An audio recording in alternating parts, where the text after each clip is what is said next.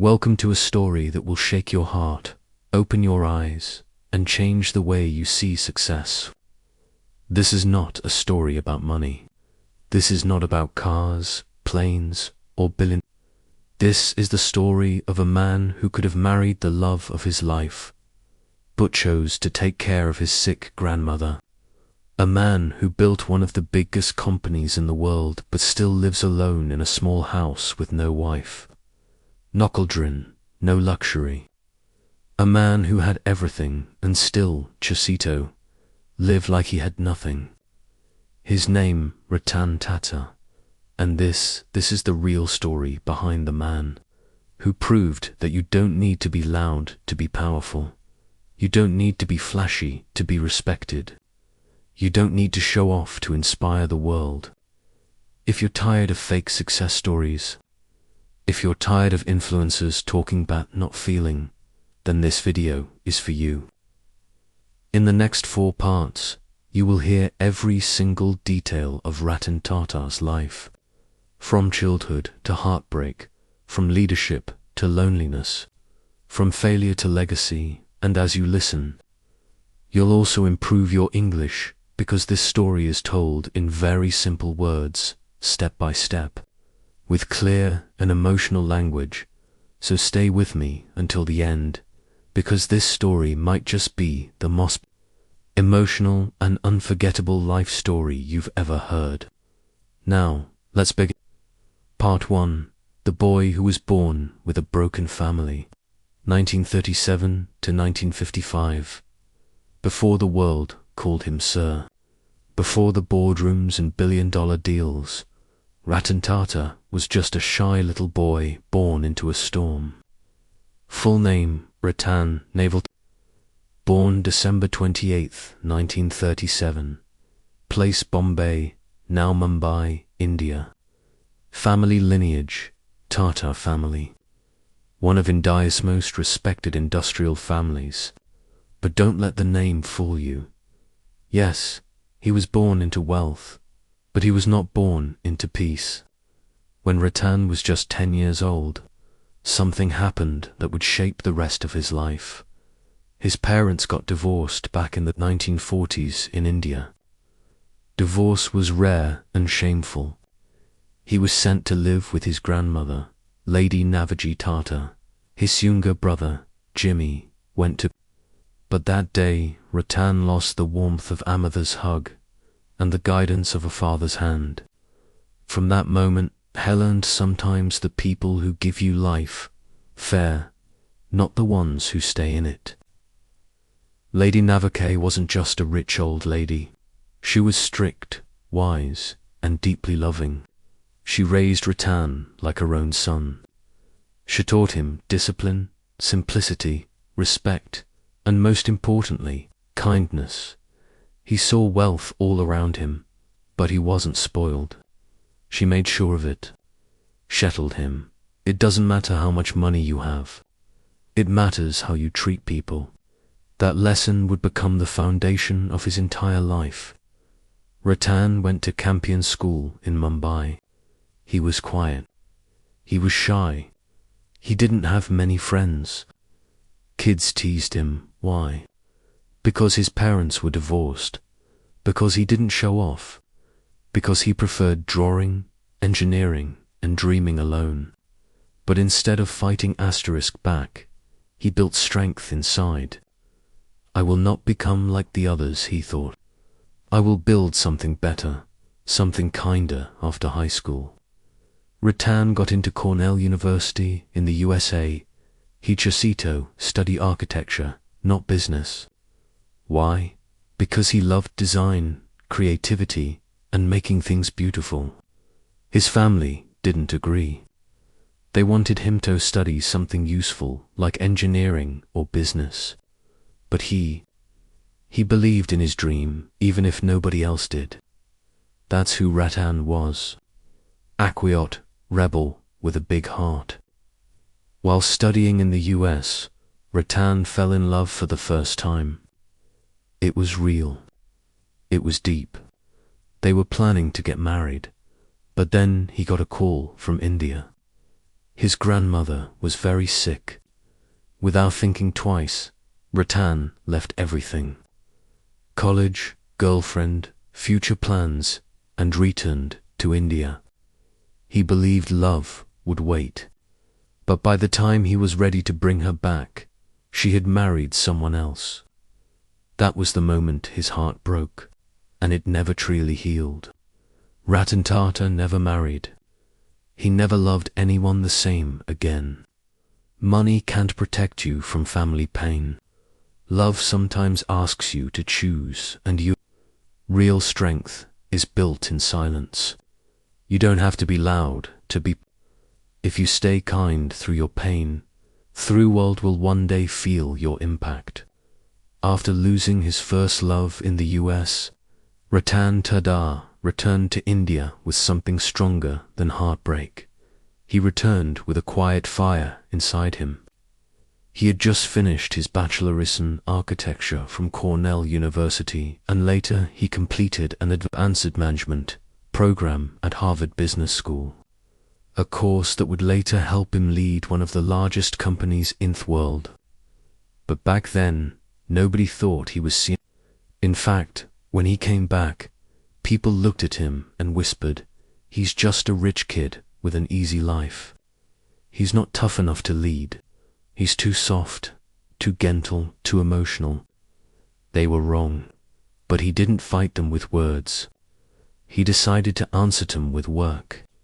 He didn't walk into an air-conditioned office. He didn't sit on a leather chair with coffee and meetings. No, Ratan Tata started at the bottom. In 1962, he joined Tata Steel in Jamshedpur, not as a director, not as a manager, but as a blue-collar worker. He worked on the factory floor. He handled furnaces, sweat, dirt, and machines. He wore a helmet, not a suit. He ate with workers, not executives. He wanted to learn the business from the ground up. That's who he was.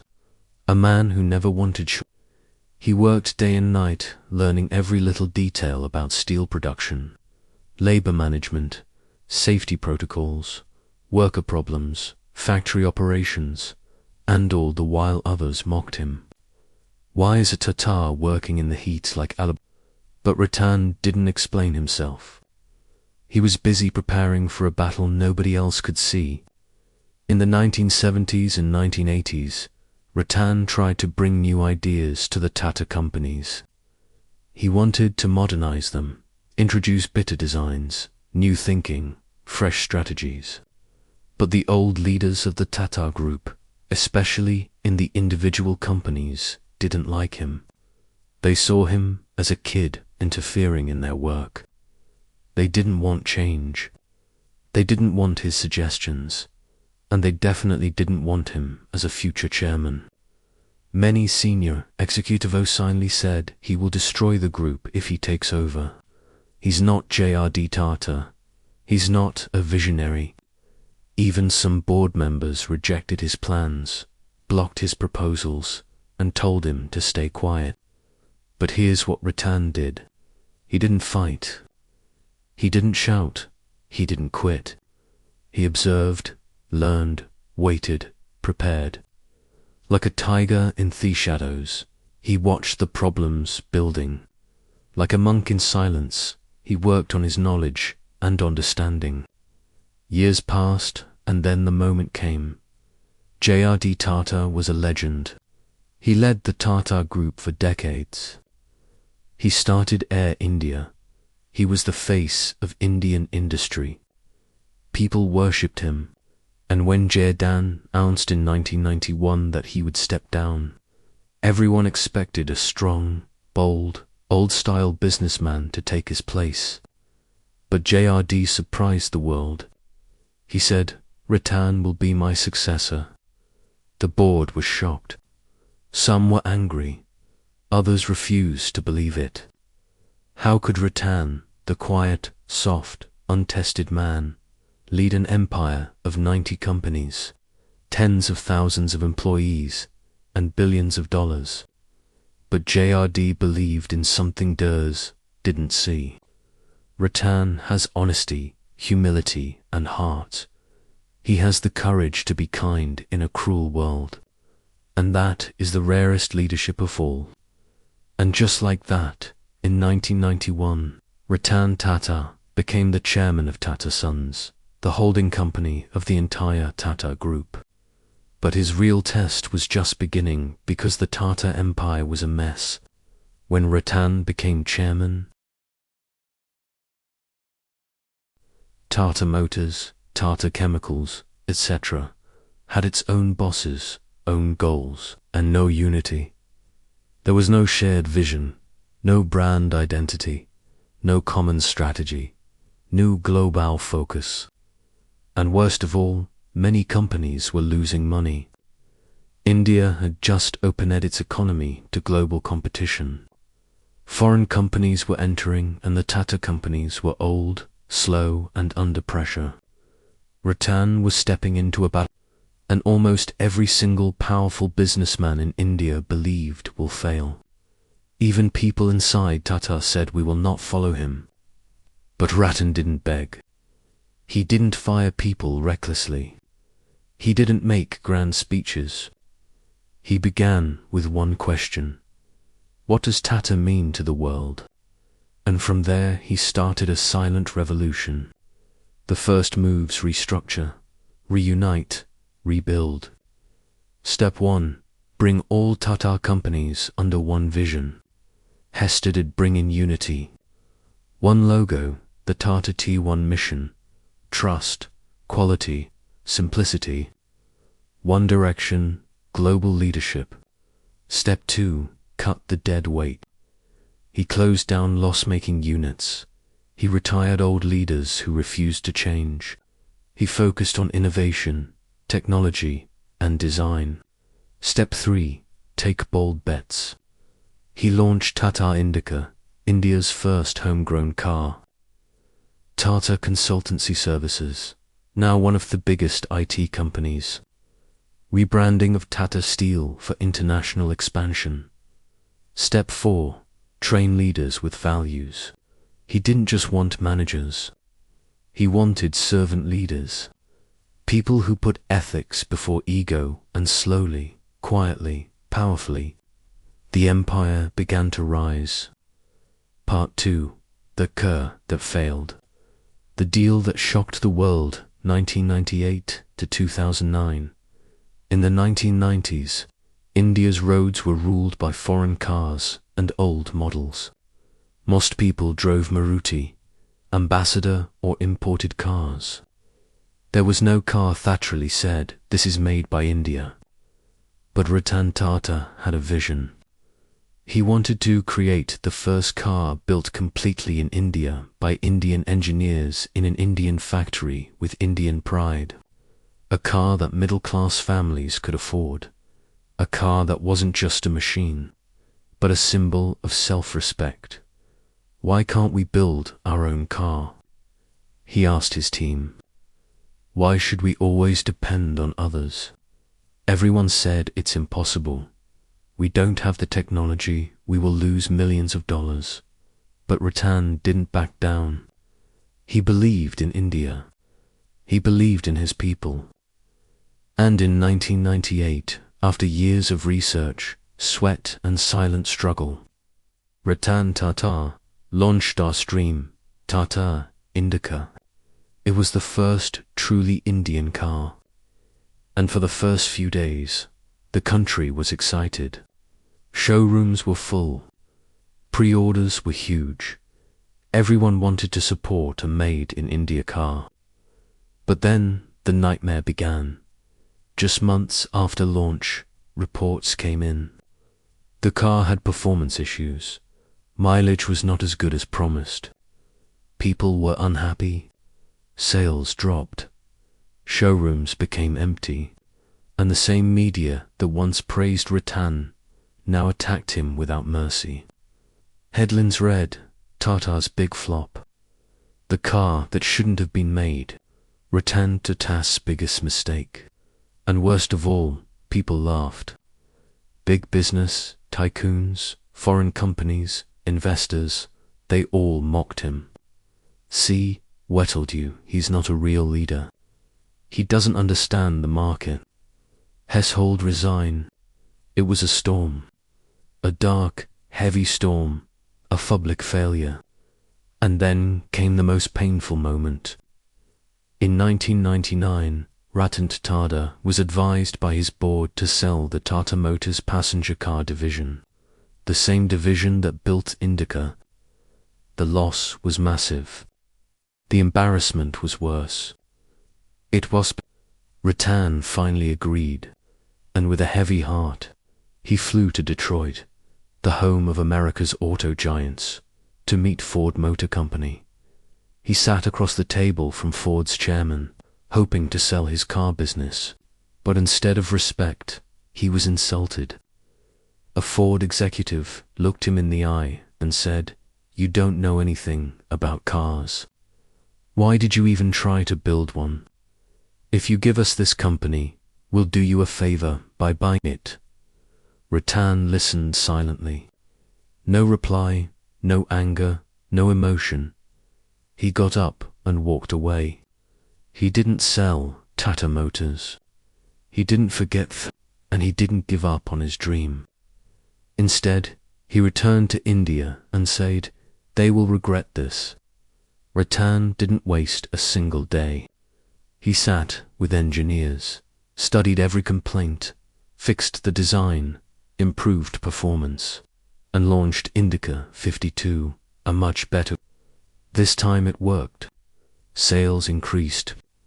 People started trusting Becker again. And slowly, Tata Motors became a respected brand. But Ratan was not done. He wanted to prove something more. Fast forward to 2008. Ford, the same company that insulted him, was now in deep financial trouble. Their luxury asterisk brands, Jaguar and Land Rover, were losing money. They wanted to sell. Angus, who came to the table. Ratan Tata, the same man they once humiliated. Ford executives now welcomed him with folded hands. In March 2008, Tata Group bought Jaguar and Land Rover from Ford for $2.3 billion. That's right. The man who was once told, "You don't know anything about cars," owned two of the most iconic car brands in the world. And after the deal, the same Ford chairman who insulted him said, "You are doing us a big favor by buying our company." Can you feel the power of this moment? It wasn't revenge. It wasn't ego. It was poetic justice. The world finally saw what India could do, and they saw what a quiet man with a clear heart could build. What happened next? Under Tata, Jaguar and Land Rover became profitable within 2 years. Their new models were a hit across the world. Tata Motors became a global force in the automobile industry. Ratan didn't just save a brand, he saved a dream. He proved that India could not only build cars, it could run the best car companies on earth. After the global shock of Tata buying Jaguar and Land Rover in 2008, Ratan Tata could have slowed down. He could have taken a break. He could have celebrated, but that's not who he was. Ratan didn't want to build cars just for the rich. He wanted to build a car for the common man. It all began in 2003 in a traffic jam. Ratan Tata was in Mumbai.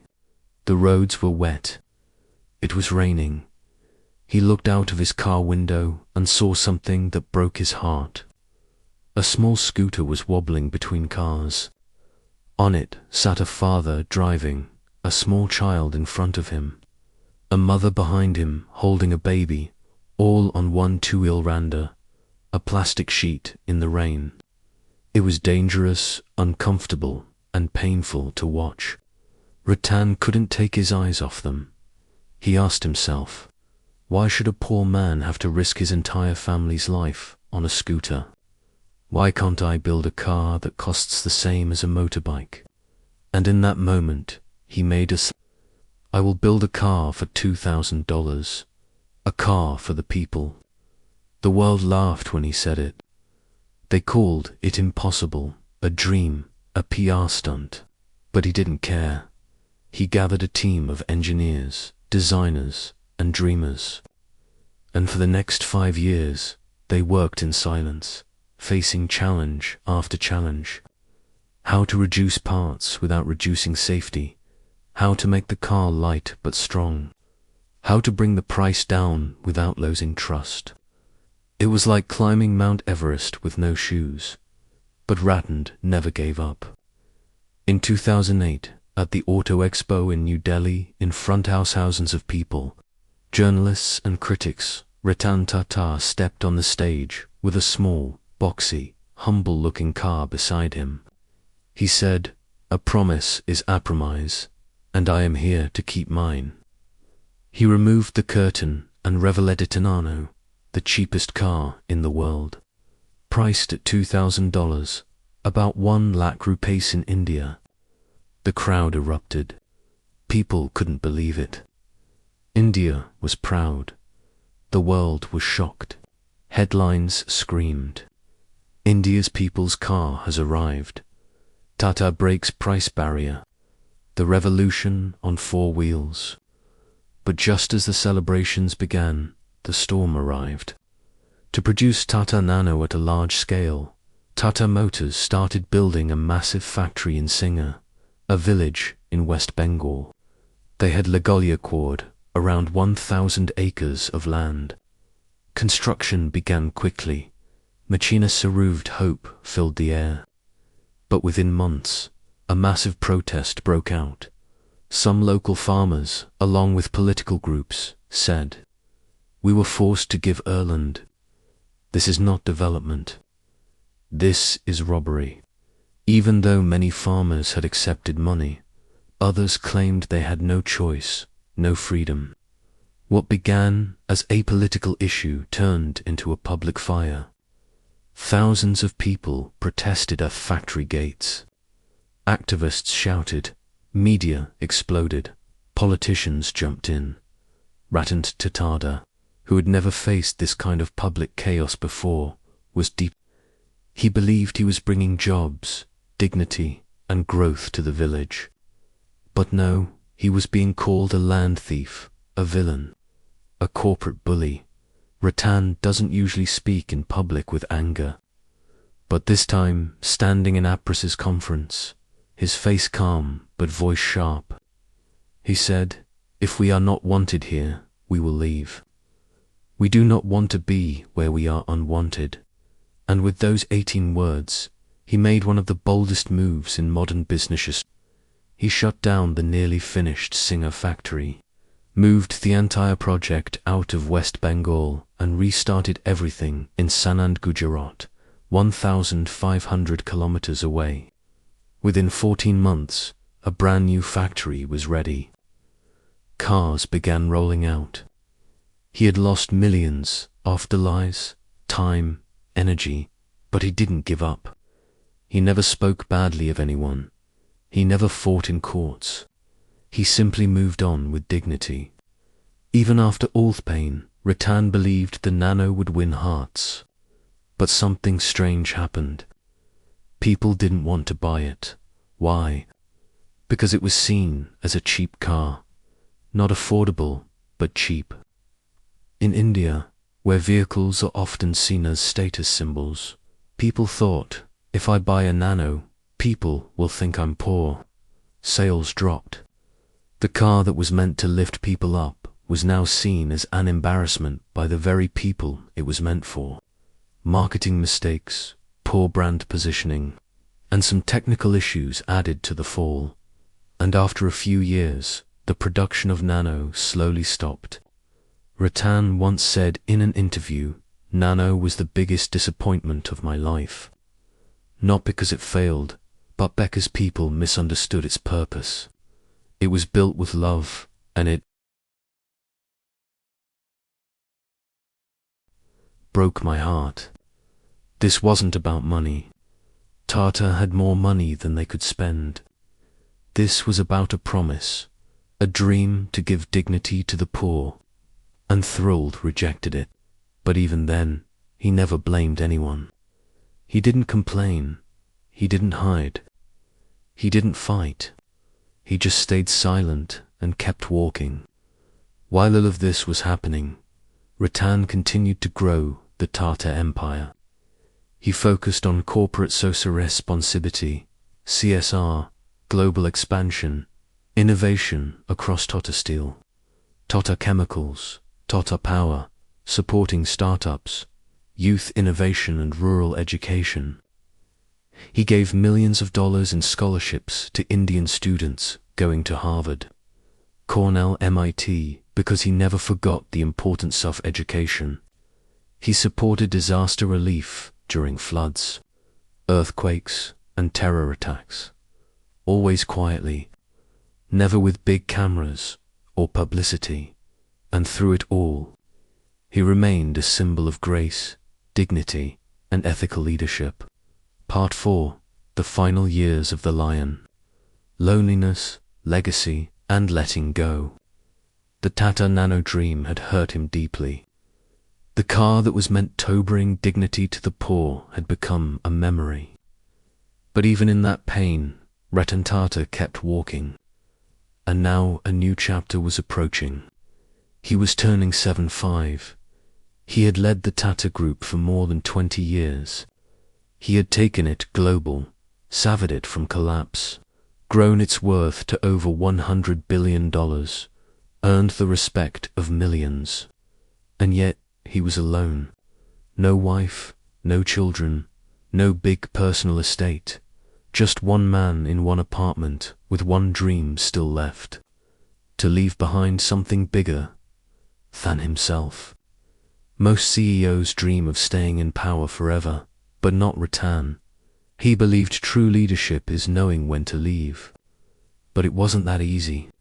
The Tata Group had grown so huge, with more than 100 companies, thousands of employees, and billions of dollars in business, that choosing the next leader became one of the most difficult and painful decisions of his life. He had to find someone who was honest, brave, modern, but also humble, disciplined, and ethical. Someone who could carry through it of the Tata name. The Tata Trusts, which owns 66% of Tata Sons.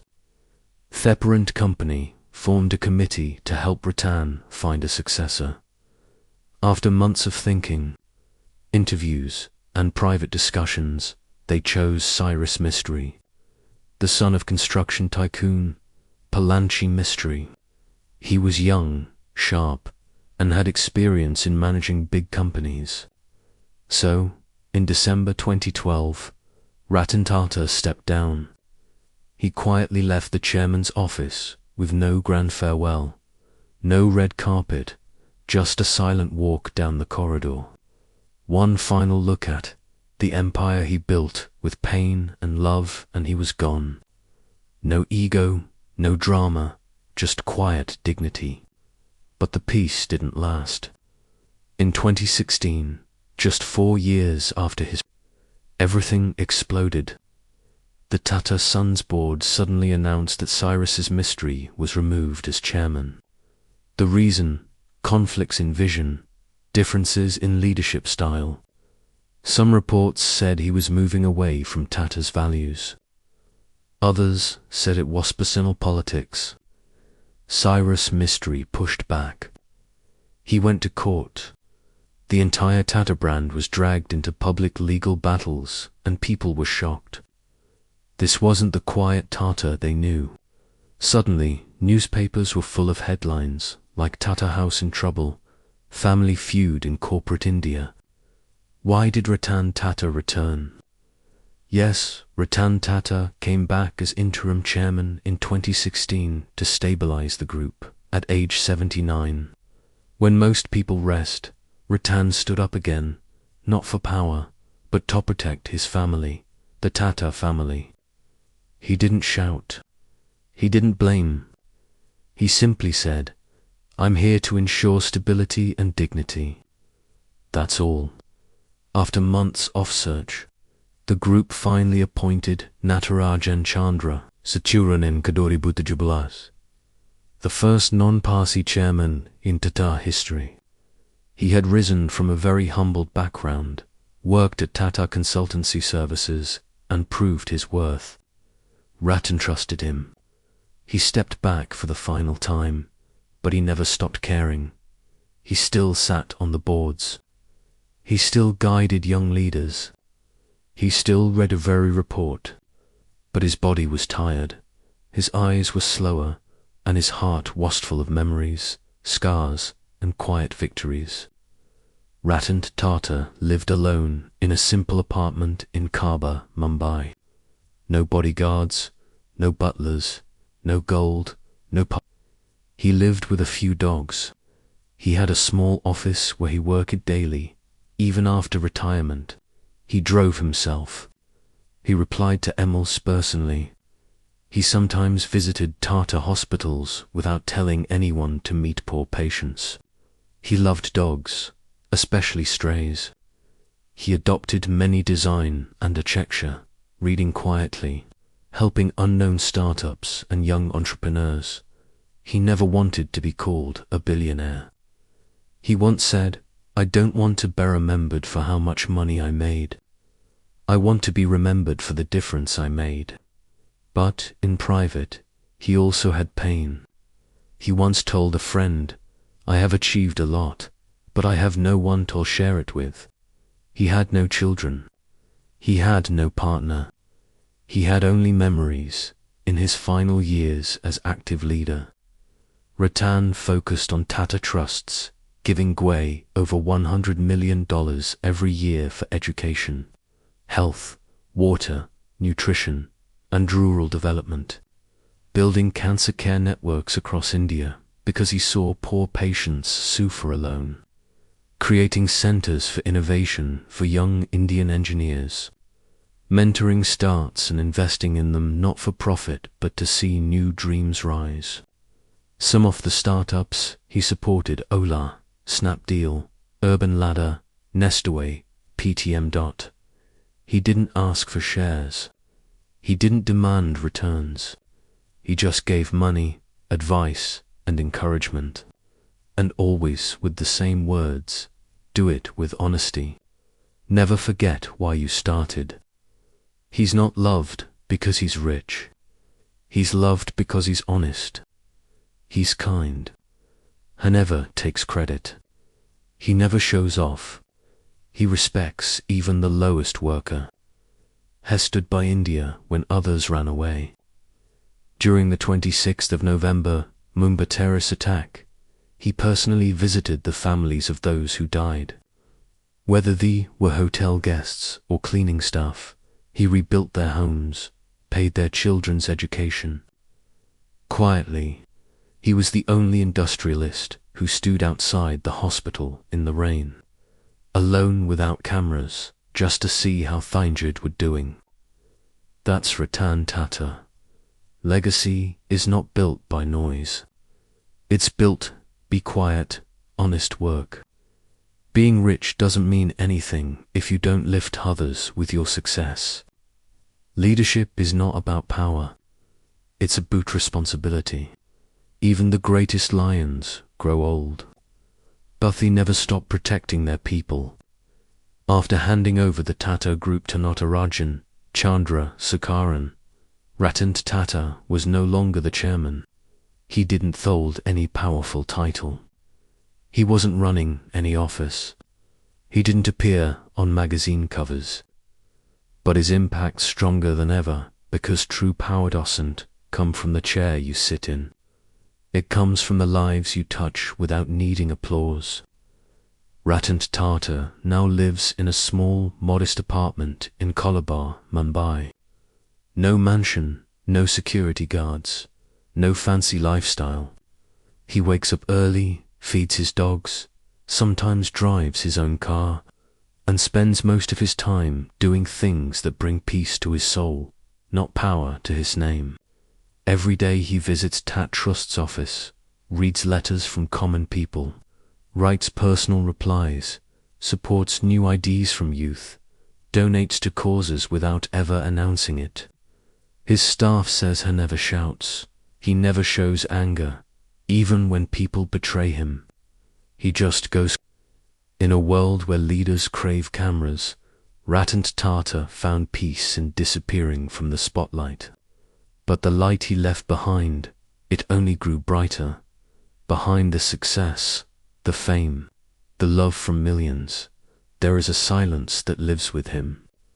He never married. He never had children.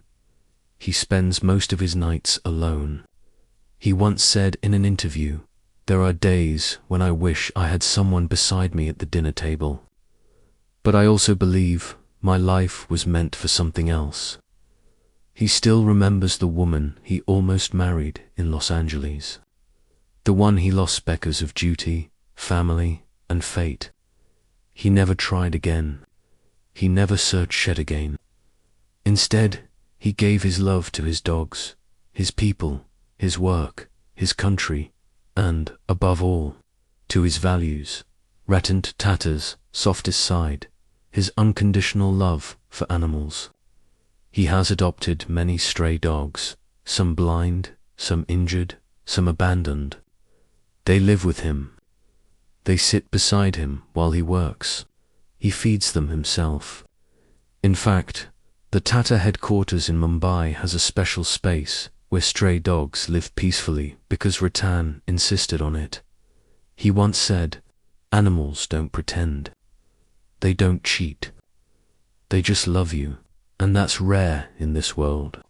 In a world filled with false friends, Ratan found loyalty in paws and eyes that couldn't speak.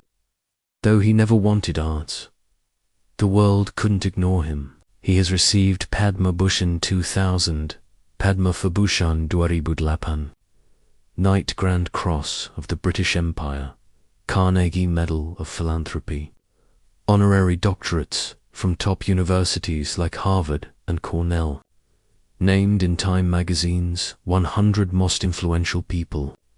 But do you know his response? "These are not mine. These belong to the people who trusted me." He never kept sofis in his house. He never framed his achievements, because what mattered to him were the lives he touched, not the lists he entered. Even after retirement, Ratan Tata kept working behind the scenes on Tata Cancer Care, building over 60 cancer care centers across India for poor families who couldn't afford treatment, free food, transport, shelter for patients, rural water projects, bringing clean water to over 2,000 villages, creating rainwater harvesting systems, training villagers to manage their own water, education programs, full scholarships to poor children for global universities, free digital learning programs in rural India, STARTUP, mentorship, investing in small ideas, big dreams, funding young minds who had no investors, never asking for returns. He said, "My dream is not to build a company. My dream is to build a country where kindness is not rare." Here are some quotes that show his soul. "Don't just build businesses, build lives. Walk with the weak so they don't. Feel left behind. Ups and downs in life are very important. They make you stronger. I don't believe in taking right decisions. I take decisions and then make them right. Be humble. You are not the universe. You are a part of it." To the world, Ratan Tata is a billionaire who chose simplicity, a giant who never stepped on others, a visionary who never forgot his roots, a leader who never raised his voice brutal ways, raised others, a man who could have lived in gold but chose to walk on stone. To India, he is not just a businessman. He is a father figure, a moral compass, and a silent soldier of values. To the poor, he is hope. To animals, he is home. To the young, he is inspiration. and to the world he is proof that you can live with power without ever hurting others.